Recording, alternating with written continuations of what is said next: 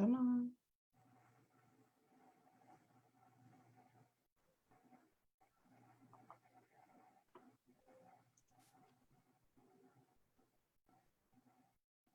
And I think we are live.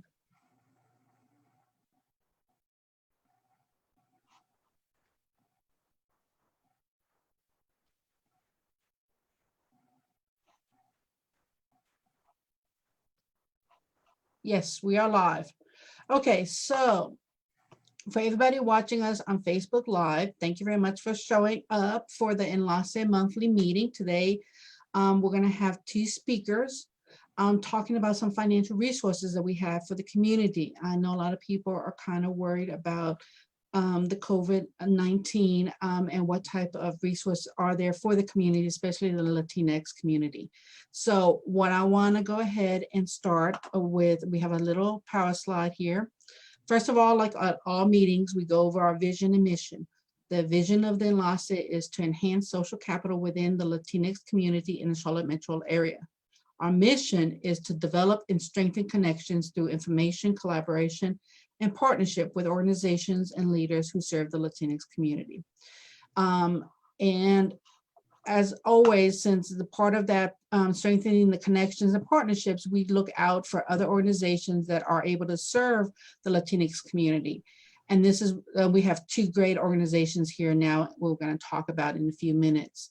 Real quick, we're going to do the welcome. I'm going to go over about the format that's going to be used. And this is going to be the same format that we're going to use every month until further notice for those of y'all that kind of look out for Enlace meetings and our workshops. We're going to go and use this platform where we're going to do Facebook Live. Then we're going to go into the presenters. We have Yuli Rodriguez from Commonwealth Charlotte, and then we have Jose Alvarez from Prospera. They're going to give you some great information. I hope everybody will be able to either, favorite this video or mark it so that way you can go back and review it. Please share it with your consumers or your clients so that way they can know what's going on. Then we're going to go into questions. And then finally, we're going to go into upcoming projects and announcement that Enlace is going to have in the next few months. Okay. Real quick about the format.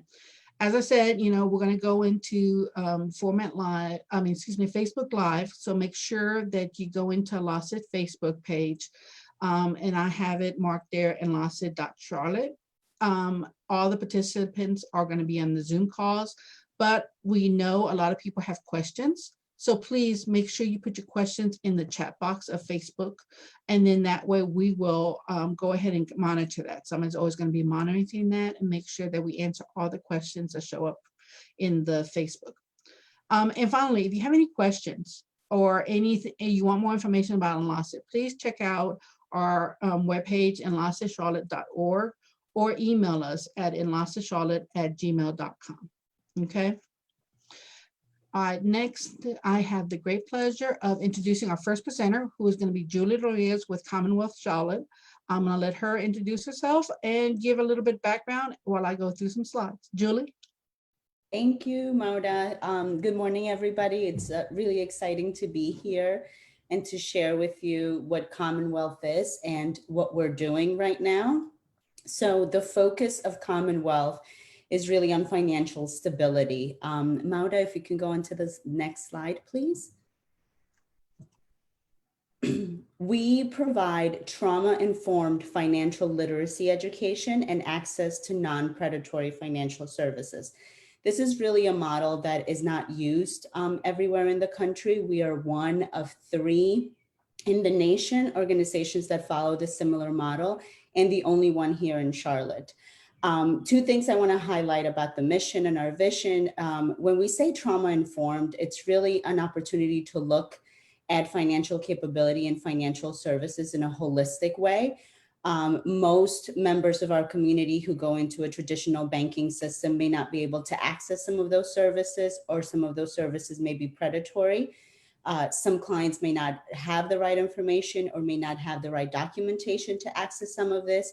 And so we are finding that our community is going to predatory institutions, payday loans, loan sharks in the own community, and that continues to create trauma and continues to create lack of access for upward mobility and just an opportunity for members to access their dreams and their full financial potential. Members of our community. Next, please.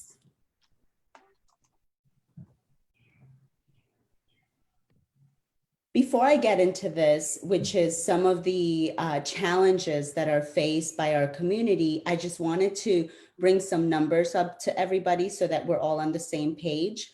Currently, about 230,000 people live in Charlotte, work full-time, but most are earning about 30 to 35% of area median income. In Charlotte, area median income is $62,000, give or take. And when we talk about 30%, we're actually talking about $18,000, close to $19,000. This is what the majority of our families that are working and low income are living on. It's about $1,338 a month. And when you consider what the average rental price for a 2-bedroom apartment in Charlotte is right now, which is $1,576, it's not enough. You cannot really use $1,338 a month to access all of these things and all of these challenges that our community is facing. So for example, affordable housing, affordable transportation. Our public transportation system is definitely evolving, but not everybody has access to being able to stay on public transport for 2-3 hours, but our community does it. Same thing for affordable childcare and affordable healthcare system. So on the income that most people are currently earning, it's really not enough to address all of these basic necessities in our community. Next, please.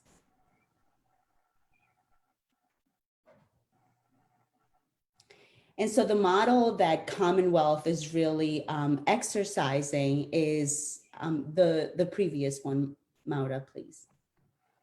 Thank you. It's really a very simple formula, which is education. We are bringing in that financial capability and financial literacy in a way that is co-created with our community. And that actually equals success because it equals the opportunity for our community to have access to non-predatory financial services, which will allow folks to slowly but surely feel more empowered, have access to a savings for emergency funds, have access to financial services that will help them build or create credit in a way that's not really going to break their bank and keep them in this cycle of poverty. It's also going to allow them to think beyond today and maybe possibly in the future, think about joining Prospera and starting their own business or buying their first home or buying a first apartment.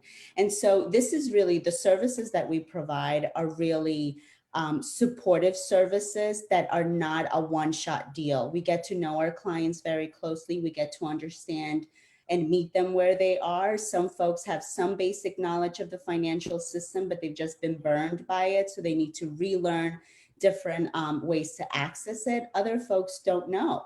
If we're talking about our immigrant community, it may be a harsh contrast between what they were used to back in their home countries and how things work here. It's also a lot of information. You're getting bombarded from ads from different credit building companies or just other organizations that do this for profit. And it's really us making sure that clients have full information, are able to be empowered to make these choices, and then are able to slowly, but also in line with what they want and what their dreams are, to start to enact on this financial road to success. And so before I get into the loans, I just wanted to really talk about our mission and our vision in a way that would be concise and it wouldn't be very long. But obviously with the crisis that we're all facing with COVID, things have changed. Usually financial literacy, financial capability work is done face-to-face. You have to build trust with your consumers and your clients. And with everything that's going on, that has not been a possibility. But one of the things I'm very proud of with Commonwealth Charlotte is that we've adapted to the crisis. We're responding to our clients' needs. And within a day of all of us being sent home, we were able to shift to see our clients virtually, whether that was by Zoom meetings. Mary Quinn, which is the director at Commonwealth, is conducting workshops. The numbers have gone down. Before we used to about 10 workshops. Now we've been doing about 4, but we're still reaching our community. The same thing with all of the financial advisors. We've been able to have Zoom meetings with our clients or even phone conversations just to help folks kind of get an understanding of where they're at and how to address some of these things. We've also created a resource page on our website that will talk about different ways for you to manage some of your bills, your rights when it comes to rent or credit card payments and things like that, or mortgage payments, and have a better understanding of what options you have so that you can make the best choices in the meantime. But because we know that the crisis that we're in, we shifted to create a financial product that would be in line with our mission of making sure that folks have access to appropriate financial services, but also does not create additional barriers. Because right now, the majority of our community members are either losing their employment. Not all of us have the privilege of being able to work from home, or their hours have been cut, making this extremely difficult for them to make ends meet. And so a traditional financial service would require a credit check, employment verification, all of these things that our community does not currently have. And so thanks to United Way and the Foundation for the Carolinas, we've been awarded a grant that has allowed us to create a financial product that could respond to this crisis. And this is what we're currently calling our COVID loans. These are personal loans that we're providing to Mecklenburg County residents that have been affected by COVID, either losing their employment or getting their hours cut, and will have access to this loan pretty much immediately. If folks qualify based on the requirements and based on the terms, it's taking us about 2 to 3 days, if all of the documentation is in, all of the ducks are in a row, to be able to provide this loan right away. And we've been doing it by either mailing checks, depositing it into accounts, or also using PayPal, Venmo, and some of the other technologies and applications that we have to our advantage. Now, as you can see, the terms are extremely favorable to the community. It is 0 interest with a 6-month no payment grace period. Again, we're co-creating and we're understanding where our clients are at. The reason why we do this is because we know not everybody's going to go back to normal once the state fully opens. Restaurants are not going to go back to their full capacity. Some employers may not need a lot of their usual contracts or clientele. And so this allows people to have that 6-month grace period to kind of settle themselves back in before they're required to make these repayments. It's also a 12-month term to allow the monthly payments to be affordable. And the clients that are awarded the loan will have access to extensive financial counseling. So even though we may not be meeting in person, they'll still have access to a financial advisor so that they can answer any questions that they have about this loan or anything else financially related going on in their lives. And this on-time payments will also help enhance the credit standing of our clients and customers, as we will be reporting this, and it will be enhancing or helping them build their credit. And the last thing is that we do not do a credit check, again, because we know we're all in crisis. And when it comes to the requirements, we're trying to be very thoughtful of all of the members in our community. So it's a social security number or an ITIN, which is also commonly known as a W-7. Photo ID, and that does not only include federal IDs. We're also accepting things like passports from native countries, license, consulate IDs, or even the Latin American coalition ID. And then in terms of proof of employment or proof of change in income or termination, we kind of go broad there because we know that different people have different ways of working. Some people are self-employed, other people work under startup companies. And so we're really trying to accept the gamut of proof of income. And we work with the client to make sure that they can achieve that. But this way, it really allows folks that may not have access to other type of funding, like our immigrant community, to have access to at least this loan to have some relief with what is currently going on. And that is the same information in Spanish.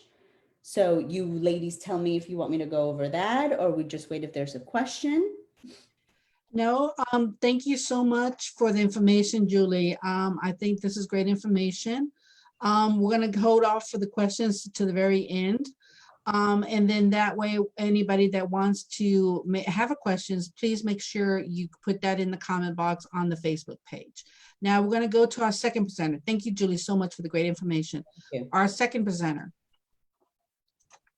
We're going to have Jose Alvarez with Prospera. He's going to go over with some information that we have for the community. Okay, Jose?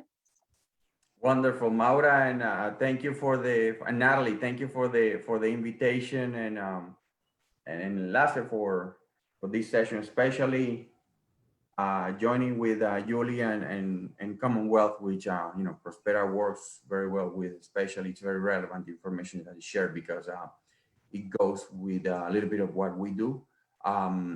So basically, Prospera is an organization. It's an economic development nonprofit organization that focuses on bringing economic independence to Latino entrepreneurs through entrepreneurship.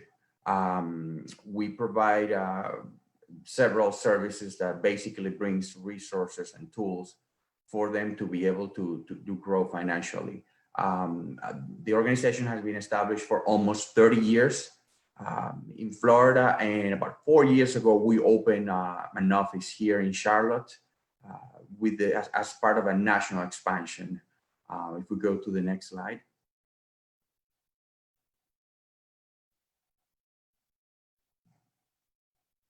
So as I mentioned before, we specialize in providing support and consulting to those in culture, in language support and consulting to those Latinos who are either in the process of starting a business or trying to expand an existing one.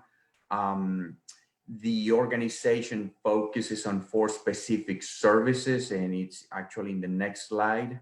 Well, this is a little bit about what I was mentioning to you. The main focus of the program, of our program, is to bring economic independence through entrepreneurship. So we provide this support at no cost to these Latino entrepreneurs. On the left, you'll see a little bit of those who don't have, those Latinos in the U.S. who are just employed. They're making less than $50,000 a year, versus those who have a business. They're making the majority are making over $50,000 a year. So that's what we're striving for. We're looking for bringing these resources to these entrepreneurs to be able to grow their income. If you go to the next slide. So this is what I was talking about. These are the 4 specific services that the organization provides. Like I mentioned, we don't charge for our services.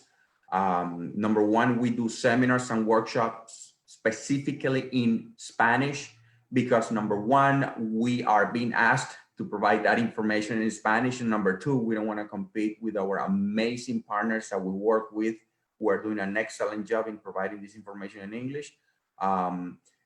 So any topics relevant to starting a business or trying to expand an existing one, marketing, import and export, access to capital, we provide on a regular basis. The second service that we provide is the actual consulting. That's when we sit with the person, we do a confidential assessment, and we'll take it from there. We might be able to help them in one meeting, or we'll have to do some hand holding and some consulting on a mid to longer term basis. So that's what we do in terms of the consulting part of it. Access to capital, part of that assessment and consulting that we do goes with the access to capital. We figure out whether or not that person needs money for their business. If so, we take a look at, and this is when we work with organizations like Commonwealth, we figure out, how the person is doing financially in the personal finances. If that person needs help, we'll, refer them to organizations like Julie's organization. If not, we'll then move on to the next phase, which is getting money for the business. So we'll do a complete assessment, because the end users that we serve are mainly immigrants, first generation Latinos. They may know how to do business in Latin America, not necessarily how to do it here. So we explain to them how the financial system works here, especially in small businesses. And then we tell them which potential funder they could work with.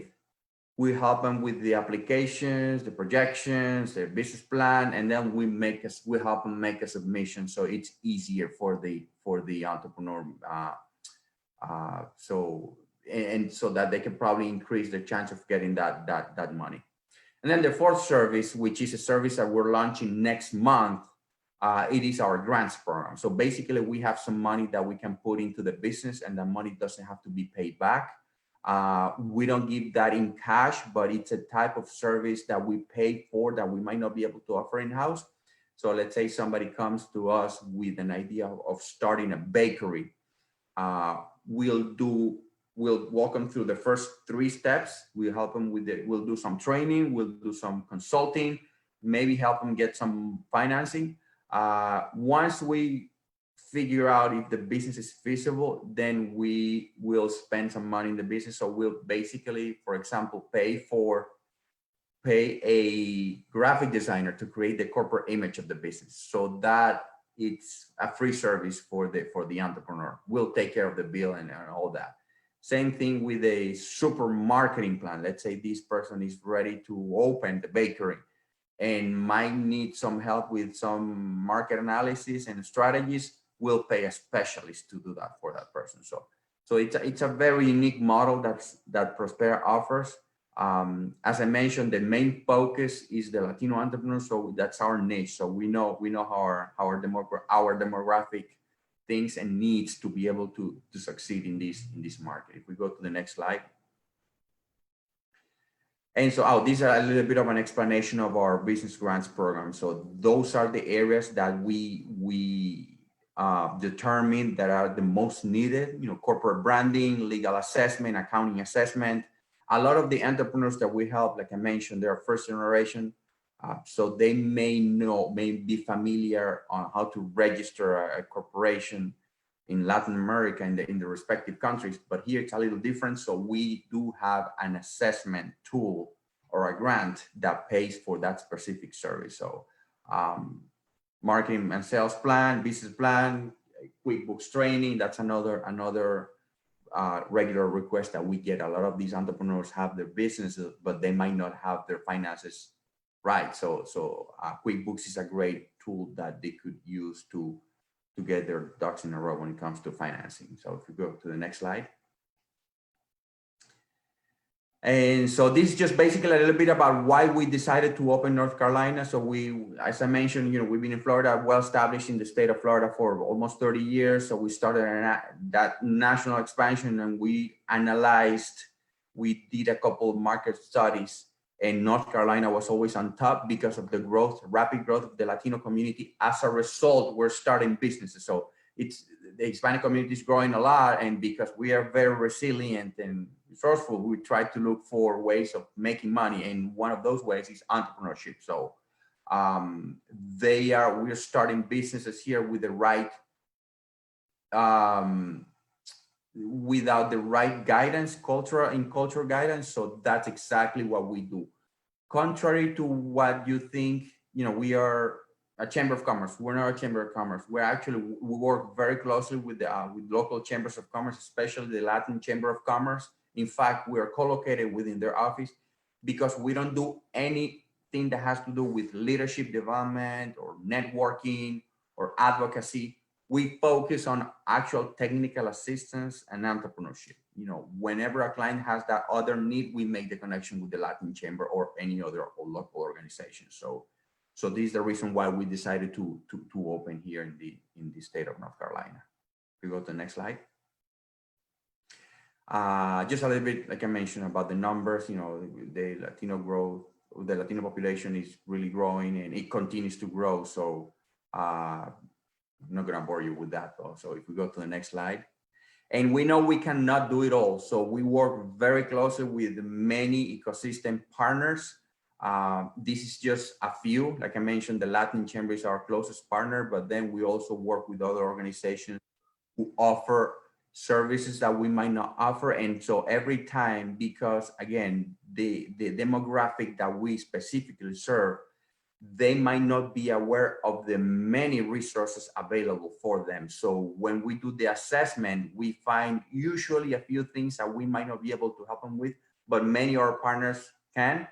We'll make the connection. And these are all resources that are reliable and official. Unfortunately, we have seen cases of a lot of these immigrant entrepreneurs who just, look for assistance from consultants and, they're not, they end up being, getting in trouble because they might not be reliable contacts. So we work with official organizations and, we make sure we make the contact with the entrepreneur every time we see a specific need. So. Okay, so that's my contact information. So that was Prospera in a nutshell. But one thing that I wanted to mention, like I said in the partner slide, there are so many resources available. Prospera is just one of them. Commonwealth is another one. But there are, and that is why it's so important to look for help. If you're either starting a business or maybe starting your own nonprofit, or maybe you have a need for a specific loan, this is a great nation and there are a lot of resources, especially here in Charlotte, and it could get confusing. So just look for help. And when we do the assessment, we'll make sure and make the connection with the right organization if we might not be able to help them. So. Okay, thank you so much. Right before we start with the questions, Natalie, the vice chair of Enlace she's been monitoring the chat, the comment box and everything. I'm not sure if you have any questions, especially for our Spanish speaking people that we might be having on Facebook Live, either now or a little bit later on in the day. Natalie, do you have any questions for presenters? Hola Maura, buenos días. Buenos días y gracias a Julie y a José por aceptar la invitación el día de hoy. Para las personas que no hablan inglés y nos están viendo en Facebook, quería dar un pequeño breve resumen de la presentación de cada uno de ustedes. Julie, si puedes explicarnos brevemente qué es Commonwealth y qué ayudas hay para las personas hispanas y que no hablan el idioma de inglés. Wealth Charlotte es una organización que se enfoca en ayudar en educación financiera. Lo que eso quiere decir es quitar los mitos de la realidad. Hablamos sobre el crédito, sobre los diferentes productos financieros que pueden haber para poder empezar una línea o un historial crediticio aquí en los Estados Unidos. Lo hacemos de diferentes maneras porque sabemos que la comunidad y como personas somos muy diferentes y todos tenemos un conocimiento muy diferente. Así que podemos hacer talleres de educación básica, lo que sería como consejería financiera, una introducción, y de ahí vamos subiendo para que las personas que necesiten un poco más de información lo puedan hacer. Una de las cosas que para nosotros es muy importante es co-crear el tipo de servicios y de programación que tenemos, porque queremos que la comunidad que esté alrededor de nosotros en realidad responda a los servicios y sea algo útil para ellos. Aparte de los talleres, también hacemos consejería financiera o asesoría financiera personal. Como explicó José, ellos se enfocan un poco más en lo que es empezar un negocio y nosotros seríamos de pronto el primer paso. Antes de llegar allá, ¿qué tipo de documentación necesitarías para abrir una cuenta de banco? ¿Qué tipo de documentación o información se necesita para abrir un servicio financiero para poder empezar un préstamo pequeño y asimismo establecer crédito? Todos esos primeros pasos para tener una mejor relación con el sistema financiero de aquí. Todo se hace completamente gratis y completamente confidencial. Y aparte de eso, dependiendo en los planes de cada persona, también los podemos unir a diferentes servicios financieros que no son predatorios, que tienen buenos términos y que van a ayudar a nuestros clientes a abrirse en el campo de pronto de tener más libertad financiera y no enrollarse en un ciclo de deuda. Aparte de esas cosas que son más como los servicios generales, en este momento estamos teniendo préstamos porque sabemos que por la crisis que estamos todos pasando, hay ciertos miembros en nuestra comunidad que no tienen el privilegio de trabajar desde sus hogares y han perdido sus empleos o han visto sus horas ser drásticamente cortadas por razones que ya sabemos. Entonces, estos préstamos ayudan a que los miembros de nuestra comunidad tengan un poquito de alivio y puedan pagar algunos servicios, comida, renta o tenerlo para cualquier otra cosa que necesiten. Y los términos son igual muy favorables, 0% de interés. Continúan de tener la asesoría del consejero financiero durante todo el término de la deuda y después, si es necesario. Y aparte de eso, pues también la documentación o los requisitos, estamos respondiendo a las necesidades de nuestra comunidad. Aceptamos número de servicios, Social Security Number, o número de seguro social. Y aparte de eso, el I-10 o el W-7. Diferente tipo de identificación, sean pasaportes de nuestros países o el documento de la coalición latinoamericana, etcétera. Estamos tratando de trabajar y ser educados por lo que nuestra comunidad necesita para poderlos servir mejor. Julie, ¿y tiene algún costo obtener los servicios de Commonwealth?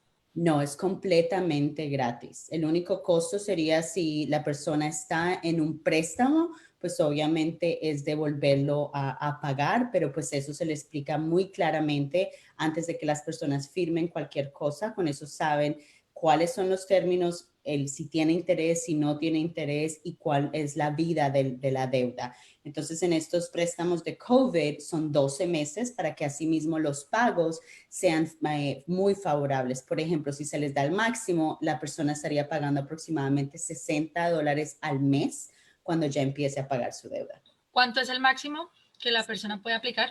750 por persona. Okay. Estamos teniendo un máximo de 2 préstamos por familia si es necesario. Ok, hay una pregunta en inglés, si me la puedes contestar en inglés, en español, porque yo creo que para ambas audiencias es bueno saber la información. Es si Commonwealth provee préstamos para vivienda o home loans. Home loans. ¿Para comprar vivienda o como para rentar? No explican, me imagino que es para comprar vivienda. Ok. En realidad nosotros directamente no somos un banco o un servicio financiero, pero sí conectamos a nuestros clientes cuando estén listos con diferentes cooperativas o diferentes bancos que tengan nuestra misma visión y misión. Así que los servicios de ellos y los términos de ellos sean igual de favorables, que no sean predatorios, que no tengan un interés muy alto, que igual tengan una mejor manera de aceptar clientes para que así mismo sean un poco más accesibles. Entonces colaboramos con otras entidades, pero nosotros mismos en este momento no estamos dando préstamos para vivienda. Ok, y en inglés un poquitito lo que acabas de decir. For home loans, in which we're sort of assuming it's either to buy a home, Commonwealth Charlotte does not currently have these mortgage loans or anything like that, but we do partner with credit unions or with other banking institutions that follow our model and our vision and provide non-predatory financial services so that our clients continue to get the same type of service throughout. Ok, thank you, Julie. So, José, ahora vamos contigo. Sí, lo mismo. Si me puedes explicar brevemente qué es Prospera, cómo ayuda Prospera a los latinos en Charlotte y en toda esta área. Si tienen algún costo tus servicios. Tenemos una pregunta en Facebook que referente a los costos de Prospera para ayudar a las personas. Si me puedes dar todo esto brevemente en español para que nuestra audiencia que no habla inglés entienda y de pronto estas personas que quieran montar su negocio pero que no saben por dónde empezar, de pronto sepan que Prospera es el primer paso para tener toda esta información. Claro que sí, Natalie. Pues básicamente Prospera es una entidad de desarrollo económico sin fines de lucro que se especializa en esto, en proveerle apoyo a empresarios inmigrantes hispano que esté en el proceso de o comenzar un negocio o expandir uno ya existente. Ya la entidad tiene casi 30 años establecida en Florida. Nosotros hace unos años comenzamos un proceso de expansión nacional y escogimos Carolina del Norte específicamente para abrir esta primera oficina aquí en Charlotte y ofrecer esta ayuda. Y la razón de la que porque abrimos aquí es por el incremento acelerado de población hispana. Como resultado, como somos tan resilientes y tan trabajadores, estamos comenzando negocios, pero sin la ayuda y consultoría cultural, esa parte cultural, porque nosotros sabemos cómo es comenzar en un negocio en Latinoamérica, sabemos todo este proceso de cómo hacer el registro de comercio, el registro mercantil y otras cosas. Entonces, aquí nosotros le ayudamos a esa persona con la transición de cómo hacerlo acá. Todos los servicios que ofrece Prospera son totalmente gratis. Nosotros no cobramos por los servicios, nosotros obviamente vivimos de donaciones y de subsidios que recibimos. 4 servicios específicos que ofrecemos. Nosotros ofrecemos la parte de capacitación sobre temas relevantes como comenzar un negocio, para los que están de cero, cómo acceder a capital, y para los que están establecidos, bueno, ya información como mercadeo, como mercadear la empresa, impuestos, etcétera, etcétera. Segundo servicio que ofrecemos es la parte de consultoría. Nosotros nos sentamos con la persona, le hacemos un diagnóstico confidencial y ahí comienza el proceso. Puede ser en una cita, pueden ser en varias citas donde nosotros le ayudamos a esta persona.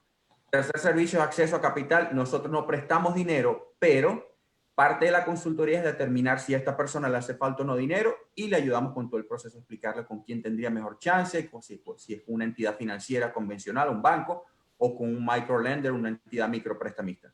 El cuarto servicio que ofrecemos es la parte de subsidios, que básicamente son grants que nosotros pagamos por servicios que no podamos ofrecer in-house, que son servicios ya un poco más técnicos, como por ejemplo, digamos que la persona esté comenzando un negocio y va a necesitar todo, va a necesitar el diseño gráfico, la imagen corporativa, le pagamos un diseño gráfico para que le cree todo esto a este empresario, entrenamiento en programas de contabilidad como QuickBooks, etcétera, etcétera. Así que eso es básicamente lo que ofrece la entidad y como lo mencioné, nosotros nos cobramos por nuestro servicio. Perfecto. ¿Algo más que quieran agregar? Una cosa que yo quiero agregar es de que pues este modelo es algo relativamente nuevo. A veces cuando queremos ayudar a nuestra comunidad es más que todo dinero que se les está otorgando para pagar renta o cosas así, como hay muchas organizaciones de esta índole. Y siempre que hablamos de este tipo de relación transicional en cuanto a los servicios financieros, a veces la gente se pregunta, bueno, ¿y la comunidad sí va a poder pagar? Nuestra comunidad lo ha hecho. Nosotros tenemos en cuanto a nuestros clientes, aproximadamente 85 a 93% de los clientes que son otorgados préstamos los vuelven a pagar. Y esto es porque nuestra comunidad entiende lo necesario de tener un buen historial crediticio para poder cumplir sus sueños. Así que es importante eliminar un poquito ese estigma que tenemos y volver a recordar que nuestra comunidad, sea la latina o nuestra comunidad mayor en Charlotte, es extremadamente responsable y recursiva y trata de hacerlo mejor. Así que eso es algo que es sumamente importante para que la comunidad entienda y también para las personas que nos apoyan, tanto en nuestro trabajo y el de Prospera, que esto sí sirve y en realidad ayuda a que la persona se empodere mucho más para tomar decisiones. Y por mi parte, lo último que quiero decir que le recomiendo a toda la comunidad es que sean curiosos y busquen información. Como yo le mencionó, y como yo también mencioné, existen muchas organizaciones confiables, a diferencia de nuestros países, desafortunadamente, que sí funcionan. Lo importante es informarse, preguntar quién es esta entidad, qué ofrecen ustedes, si en verdad me va a servir el servicio o no. Porque como le dije, muchas organizaciones, nosotros Prospera tenemos esa misión de trabajar con todas las organizaciones acá, porque lo que estamos buscando es que se beneficie la persona de todos estos servicios disponibles. Muchas de estas entidades a veces están desesperadas que los llamen porque la gente no se entera y no nos llaman. Y estamos aquí para ayudarles, así que busquen la información y úsennos y abúsennos, como dicen en inglés. Y precisamente con referencia a lo que estás mencionando, José, quiero hacerle la invitación a todas las personas que no son miembros de Enlace, pero que nos están viendo hoy en este video, hacerles la invitación. Enlace precisamente es eso, es a una red de muchas organizaciones que están en Charlotte y a sus alrededores, que sirven a la comunidad latina. Tenemos clínicas, centros legales, la Cámara de Comercio Latina, la Coalición Latinoamericana. O sea, hay una red de más de 40 organizaciones que están enfocadas precisamente en educar, informar y llevar toda esta información a la comunidad. Y por eso es nuestra invitación, es todos los miércoles, el tercer miércoles de cada mes, nos reunimos a las 9 de la mañana.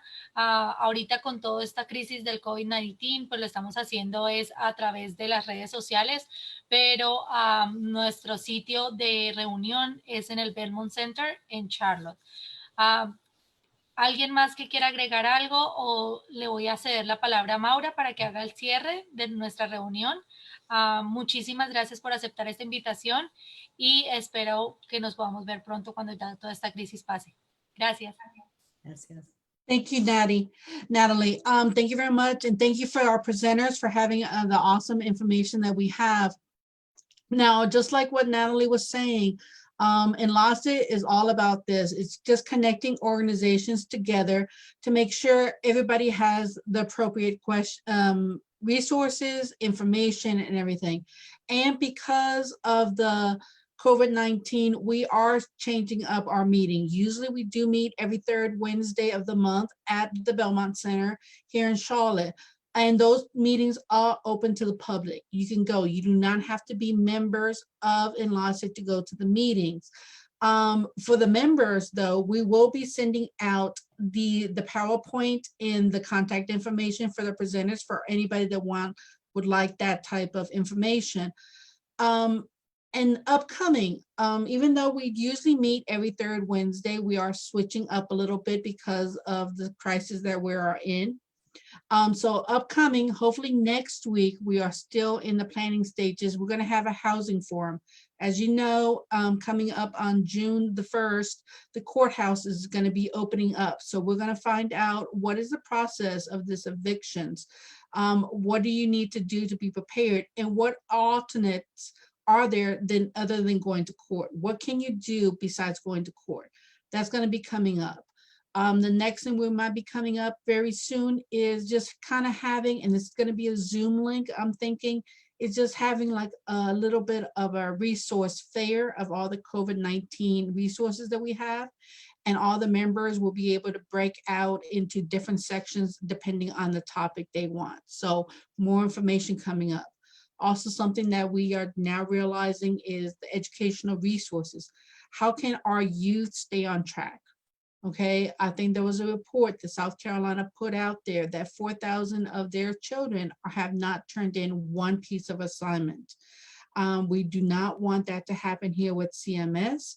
We want to be able to provide resources, to find out what the parents can do, what we as a community do to make sure that our youth rise to that potential that they have. So with that, I would like to thank everybody. Thank the presenters. Thank you for watching this right now, this live feed.